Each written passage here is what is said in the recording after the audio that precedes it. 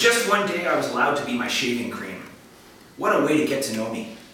Wakened by the light when my hairy hand dragged open the mirror door to expose the medicine chest where I was stored, I saw the 5 fingers extend and lift my container crammed with pent-up force forbidden on planes for fear it could explode.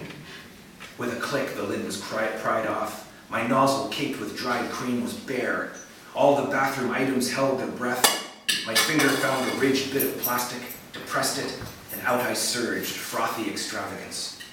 My hands flattened me upon my facial skin, yet still I formed myself in whipped up curds, refusing to be dutiful to spread out smooth. How gleefully I vexed myself in this regard. On my underside I could detect the barbs of stubble poking up into my subcutaneous cream flesh. They stood up ready for the slaughter. The whiskers were brave in the face of death. If destiny has barrels, the whiskers stared down the barrels of destiny.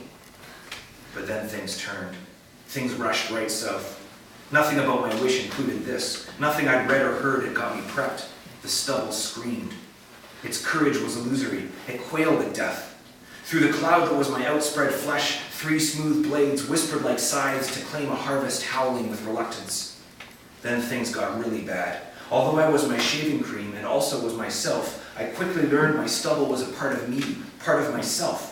And so at once I felt the blade surge through me, and my guiding hand enacted this execution, yet at once I also died and screamed. My many corpses snared in clots of cream, I lay and bled, and I bled too, I mean the cheeks of me. For in on this disturbance my shaving hand was made to tremble, and the razor slipped and slipped again and ribboned my poor neck.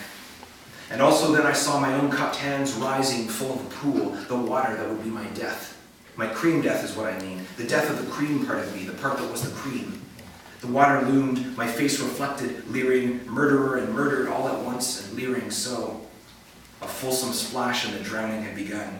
I was made to dissipate, to wash away, and so I got to know the horrors of the drain in my bathroom sink, a drain I'd never cleaned.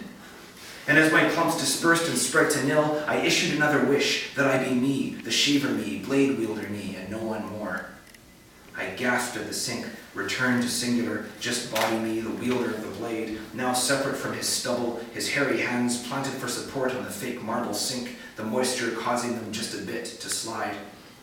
In the glass I regarded he who I was, in his entirety, and separate from what he'd been before, the shaving cream, the murdered hairs. Just me, a solid block, a single body, staring at his faint reflected self, made fainter by the steam, the slaughter, the hot water more precisely conjured up. For my 3rd wish, I asked for no more wishes.